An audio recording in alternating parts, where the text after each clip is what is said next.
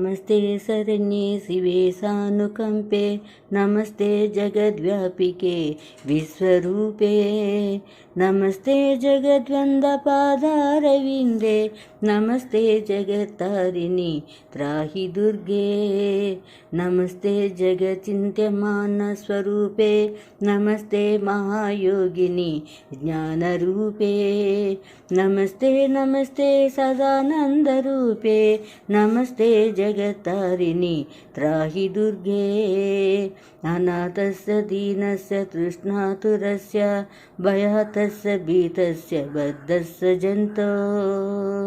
त्वमेका गतिर्देवि निस्तारकर्त्री, नमस्ते जगत्तारिणी त्राहि दुर्गे, अरण्ये रणे दारुणे शत्रुमध्ये, नले सागरे प्रान्तरे राजगेहे, त्वमेका गतिर्देवि निस्तारनौका, नमस्ते जगत्तारिणी त्राहि दुर्गे, अपारे महादुस्तरे अत्यन्तघोरे विपत्सागरे मज्जतां देहभाजाम्, त्वमेका गतिर्देवि निस्तारहेतुः, नमस्ते जगत्तारिणी त्राहि दुर्गे, नमः चण्डिके चण्डदुर्दण्डलीला समुत्कण्डिता शेषशत्रो,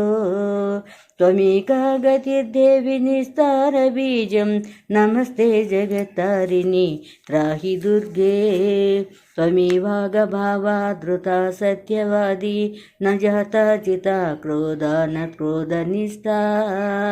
इडा पिङ्गला त्वं सुषुम्ना च नाडी, नमस्ते जगत्तारिणी त्राहि दुर्गे, नमो देवि दुर्गे शिवे भीमनादे, सर्वस्य त्यरुन्दात्यमोघस्वरूपे, विभूतिः शुचिः कालरात्रि सती त्वं, नमस्ते जगत्तारिणी त्राहि दुर्गे, शरणमसि सुराणां सिद्धविद्याधराणां, मुनिमनुजपशूनां दस्युभिस्त्रसितानां, नृपतिगृहगतानां व्याधिभिः पीडितानां, नमस्ते जगत्तारिणी त्राहि दुर्गे, इदं स्तोत्रं मया प्रोक्ता मापदुद्धारहेतुकं,